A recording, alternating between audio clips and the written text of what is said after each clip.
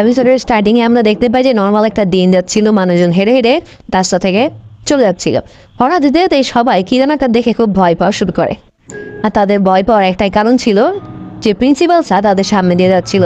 আর আজকে প্রিন্সিপাল স্যারের মুড একদমই ভালো না। ওই সময় কাসুগাবে ডিফেন্স ব্যুরো কথা টিনশনে সব ফ্রেন্ডসরা মিলে ওখান থেকে যাচ্ছিল। তখনই ওদের সাথে প্রিন্সিপালের দেখা হয়ে যায়। প্রিন্সিপাল ওদের উপরে বিশাল জোরে চিল্লায় ওঠে আর বলে যে আমার মুড কিন্তু এখন ভালো নাই, এখান থেকে দূরে সরে যাও। কাসুগাবে ডিফেন্স গ্রুপের সবাই প্রিন্সিপালের কাছে জোর জবরদস্তি করে জিজ্ঞেস করে যে স্যার আপনার হয়েছেটা কি আসলে। তখন প্রিন্সিপাল একটু খোলাসা করে বলে যে আমার কাছে আসলে একটা অ্যাপ আছে, যে অ্যাপে একটা টাস্ক আসছে যেখানে আমাকে ড্রয়িং করতে হবে, কিন্তু আমি তো ড্রয়িংই পারি না।